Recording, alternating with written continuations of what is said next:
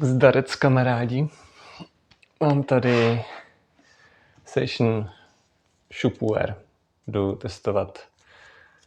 testovat novou věc úplně. No.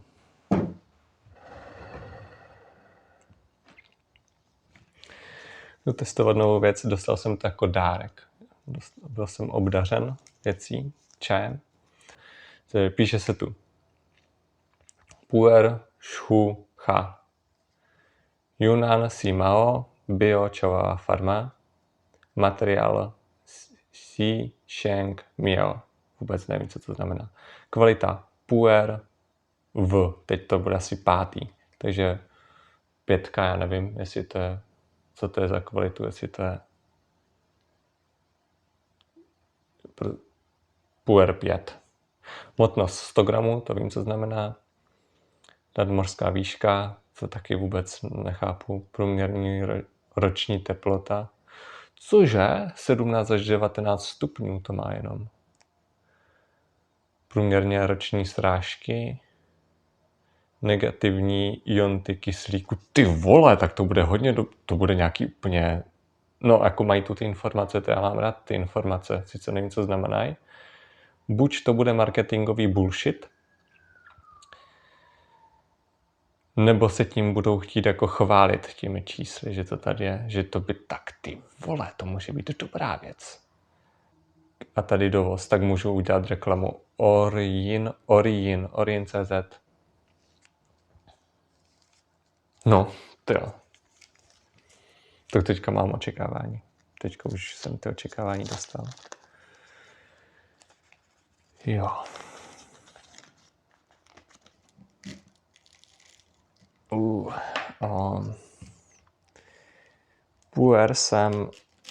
Shoopware jsem teď další dobu nepil, vzhledem k tomu, že je venku je, myslím, že je červenec, začátek července.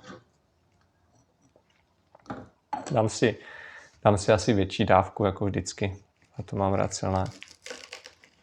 I když na ten první testovací bych tam toho zase nemusel jako házet za stolik. Ale dám to tak střídně. Ale zase jedu autem po dálnici, tak ať mě to nabudí, budu poslouchat podcast, teda audioknihu teďka, takže tam dám toho zase tak akorát. Řekl bych, no tak dvojnásobek, než by se bylo něco víc. Pohoda. O tom, jak připravovat čaj, to myslím v minulé epizodě sledovat. Tak jdeme na to. Jo, tyjo, docela horko, tak to se zapotím. Jsem nemusel dát to. No, nevadí. Jdu na to. Takže, dost o čaji taky. Teďka do toho budu dávat nějaký keci. Ať to není jenom takový planý, záleží na náladě setu a settingu a samozřejmě ten čaj tě potom může nějakým způsobem ovlivňovat, že ten set nějakým způsobem jako směřuje jinam a taky ten setting si vytvoříš nějaké lokální prostředí, klima. A u mě je to dost asociace, že mě to sklidní. Kdekoliv si udělám ten čaj, tak je to v pohodě. Teďka jsem byl na festivalu. Byl to dobrý festival, jako vždycky. Ten nejlepší, ne dobrý, nejlepší festival obecně. Mám ho nejradši. A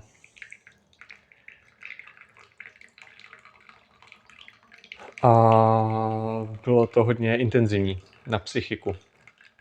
Ten festival je, tam chodí hodně zvláštní lidi, no řekl bych jenom zvláštní lidi, tam normální člověk jako tam by nešel. Myslím si, nebo nechápu, proč by normální člověk šel na takový festival, možná ze zvědavosti.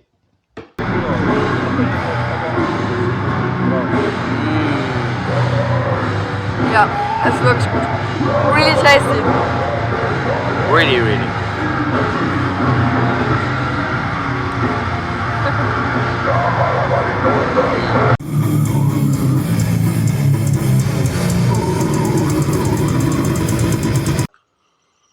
teď je... Oh, nice. Už jsem dobrý, jo. Už jsem dobrý. Už je mi dobře, jo. Už je mi krásně, jo. Tak tohle to bude dobrý siest.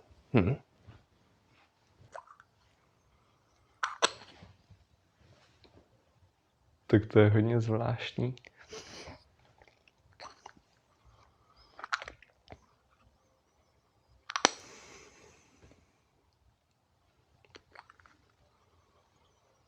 Je jako, jestli by někdo, jestli bych to poslepu poznal, že to je prostě štěnda, jsem tam to strašně moc, to mi bude nadzvedávat víčko za chvíli. A ještě v takovém horku. No nic, ne, já jsem si nechtěl stěžovat, život je krásný, život je super, život se musí užívat. A je tam něco zvláštního v tom nějaká taková vyšší, taková hravost, koketování, flirt, je v tom flirt, takový lehký flirt, takové vzrušení. V tom dusném, zemitém, puérovém světě. Nádechu, v tom těžkém puérovém nádechu. Je tam lehký, něžný flirt. 0. nálev, normálně by se to vylilo, já to nevylívám už dlouho, všechno to spiju.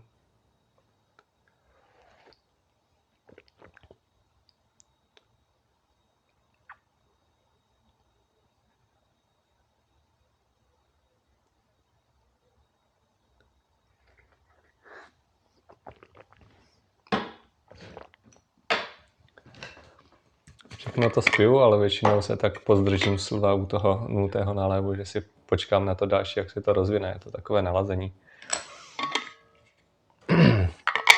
Jo.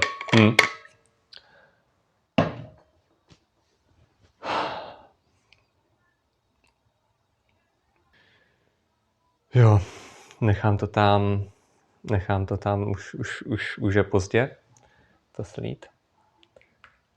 Ale v podstatě i takhle se to dá pít.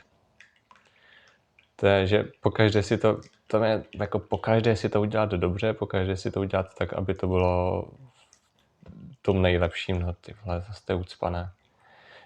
Aby to bylo prostě, já nechtěl jsem být negativní, aby to bylo prostě vždycky, ty vole, to je černé. Aby to bylo vždycky nejlepší v tom pajku, tak pak jako, mně ta variace se líbí, když si to uděláš tak nebo tak a udělat si to poprvé třeba, že si to udělat, jako to přestřelit poprvé. To si myslím, že je dobrá taktika, nebo je to dobré, když vím, že mám celou cihlu, tak si to udělat takhle a postupně se k tomu dopracovat a poznat ten čaj i z těch jako špatných stránek, nejenom nevyřezávat prostě to nejlepší, že to máš nějaký účet na Facebooku, kde sdílíš jenom ty dobré vzpomínky, nebo Instagram, nebo nevím, co dneska jede, TikTok, kde máš prostě jenom to nejlepší a nazdílíš tam a máš k tomu nějakou představu. Ne, ale to tam prostě jako nějaký takovej, ať to poznáš i v tom jako neúplně pozitivním světle, i v tom jako negativním, řekněme, ale to nebude to nikdy, to nebude negativní. I Ondra, co mi říkal, že si zapomněl v konvice čaj, když odjel do Rumunska a přijel po 2 měsících. A pak si ho dal, tak říkal, že byl dobrý.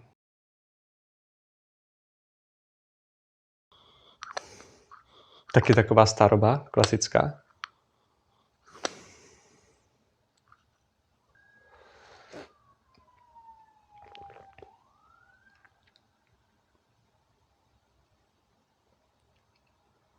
Ty vole.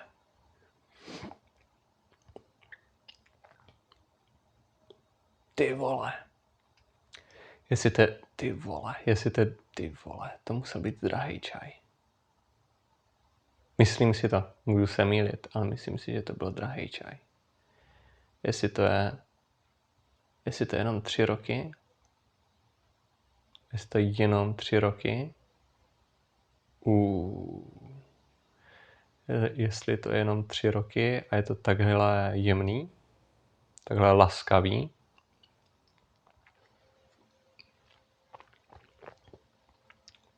Je tam ten přestřel, ale ten přestřel je dobrý.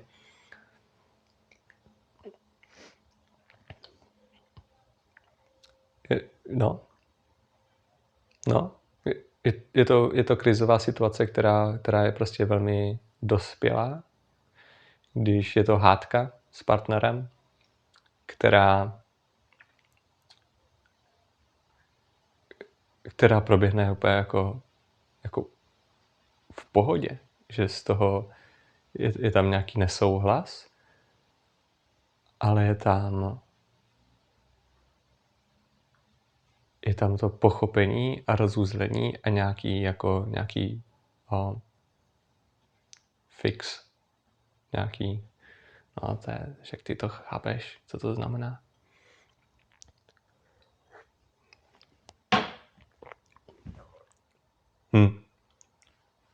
Lehce kyselý.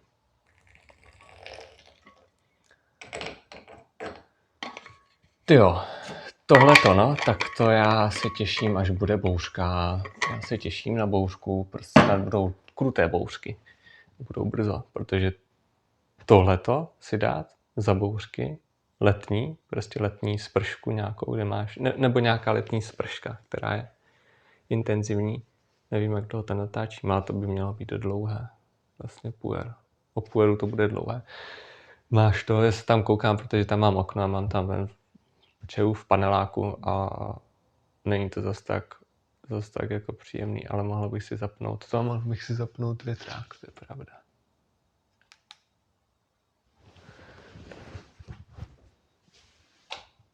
Jo. Co si zapnu, no? Tu mám tady element větru. To je potřeba. A bude zase o něco líp. Takže teďka jsem to nepřepálil. Teďka jsem to udělal správně. Myslím si to. No, o něco slabší. V dalším díle se podíváme na to, jak vyčistit konvičku zubním kartáčkem, no mezi zubním kartáčkem, no už jsem ti to řekl, prostě vezmeš mezi zubní kartáček a uděláš to. Můj vynález. Ale asi to někdo vynalez už přede mnou a možná má i nějaké lepší vynálezy. Ale je potřeba to prošťouchnout sem tam, no.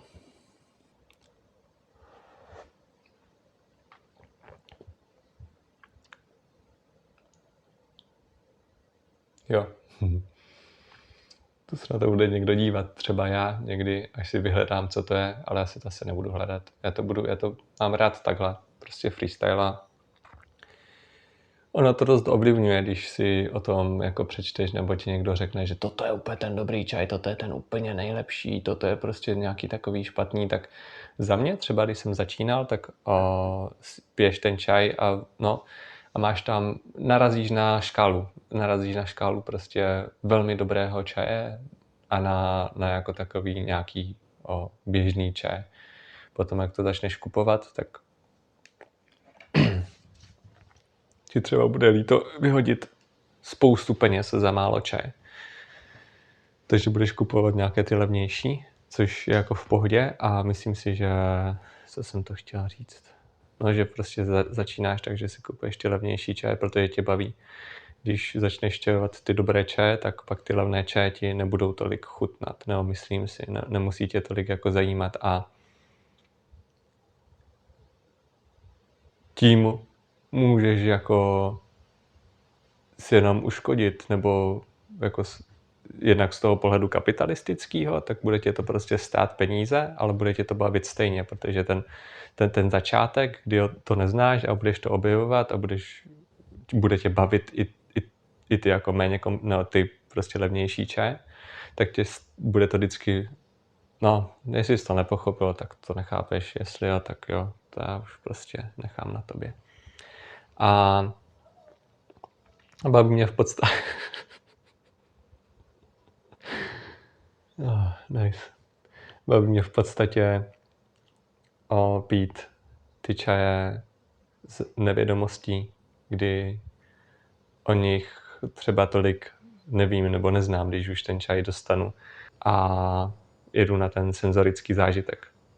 Čistě. Protože to, že se o tom dozvíš něco, že to je jako buď velmi dobré, velmi luxusní čaj, nebo ne až tak dobrý, tak tě ovlivňuje a vlastně vnucuje ti ten názor, říká ti to, toto je dobré. A to si myslím, že je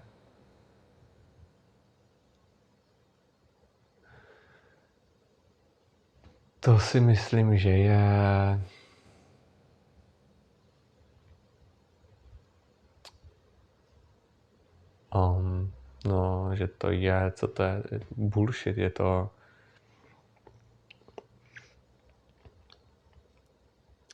vnucování názoru nějakého. A pokud ti chutná něco, co je jako podřadného, co je na tom jako špatně, zase nějaká taková ta úvaha, toto je dobře, tohle to je špatně, musíš být ten dobrý, ne? Když prostě když ti chutná tohleto, když upřednostníš čaj s cenou 4 koruny za gram před čajem 20 korun za gram, tak seš prostě hlupák. Pokud se ti líbí ta klasická hudba, která je jednoduchá a nelíbí se ti nějaký pětihlas, který je mega složitý a ty v tom nevidíš ten požitek, tak seš prostě jednoduchý a jako nějaké označování a nálepkování, že no jo, tak jsem jednoduchý a třeba k té složitosti dojdu tím, že se tím budu bavit a budu postupovat, anebo taky ne, nebo taky jako skončím toho, kdežto si nalhávat něco a říkat si a vyvíjet na sebe nějaký jako sociální tlak. Že ty dobré věci mi musí chutnat, že jsou dobré a předstírat, už prostě před ostatníma, nebo dokonce sám před sebou, že tento čaj je luxusní, toto je prostě dobrá věc, tak to mi musí chutnat a už si to tam jako zaškatulkovat a dát si to do hlavy, si to jako vnuceně si to zasadit, tu zkušenost do toho, že toto je ten dobrý zážitek, tohle to je to, co mi má dělat jako dobře, tohle to je to, co bych měl upřednostit nad těma věcma, co mi doopravdy, jako, které mě doopravdy baví. Tak to je horší výsledek za mě. To je za mě horší výsledek, jak si to jako přiznat, ale je to zase jenom před jako společností, že si řekne, že já jsem jinde, já jsem prostě ten horší, ostatní se mi budou smát a takové věci.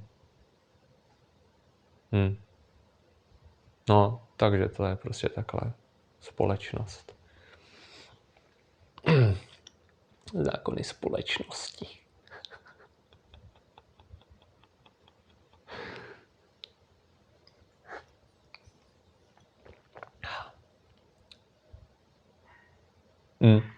Je tam ta kyselost taková. Taková kyselost, ale ona je tupá dost. Je to jako v takovém doprovodu. V doprovodu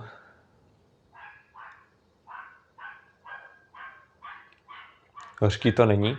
Ta hořkost mi připadá, že asi tak že ona se neudrží na jazyku ze strany čokly.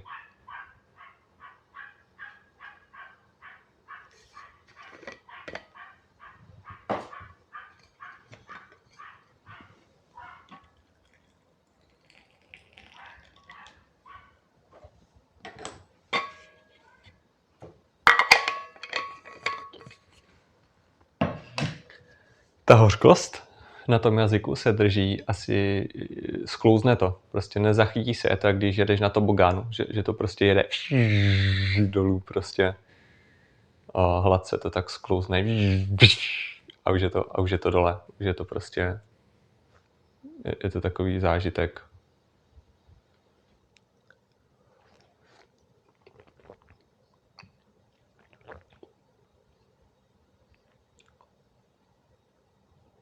Jo, je to jemný, je to dobrý. Je to jemný, je to dobrý a mám tam toho napito a mám tam napito i ty starší, tak to jako není něco, co by mě úplně odstřelilo právě tímto, že to je takhle že je to takhle hladký vlastně, že je to tak dobrý, protože znám puery, které jsou hladší, zároveň ta kyselost. Takže se dostáváme k tomu, že mě to až tolik nerajcuje. Vodový. A ten flirt tam je. A já si myslím, že mě to bude hodně chutnat. No to je jako první dávka je vždycky taková, že na seznámení je tam toho hafo. Je tam toho 3/4 konvičky, no 3/4 konvičky toho čaje. Ale tak to mám rád. Takhle jsem si to připravil, jak se připravuju většinou. Tak jo, takže teďka jsem si udělal ten silnější nálev.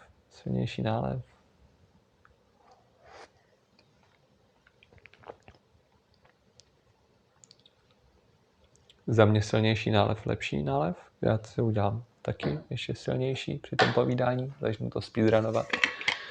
Už jsem chtěl vyjet, zase jít nepřijíždím potom za tmy.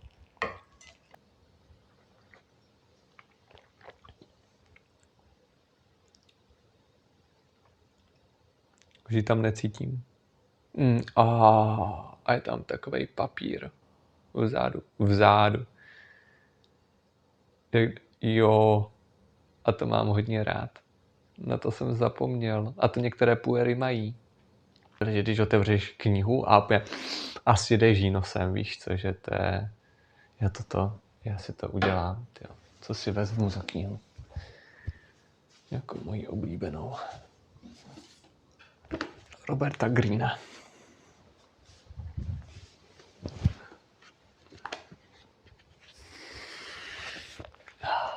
A to bych chtěl něco z recyklovaného papíru. Recyklovaný papír. Jo, přesně. To je ono. Je to tam cítit.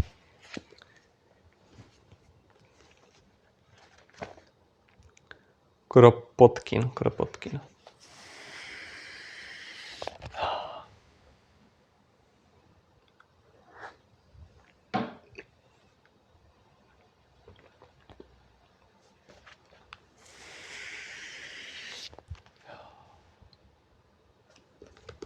Jak máš tekilu třeba, že se to pije, že máš ten...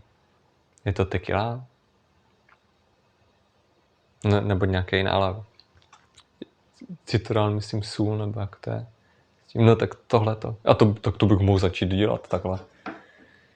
Že si sjedeš knihu nosem a pak si napiješ. Jo, to by mohlo fungovat. Podpořit ten prožitek. A trošku vyakcelerovat. Ocením to 7 body z 10. A docela mě to bavilo.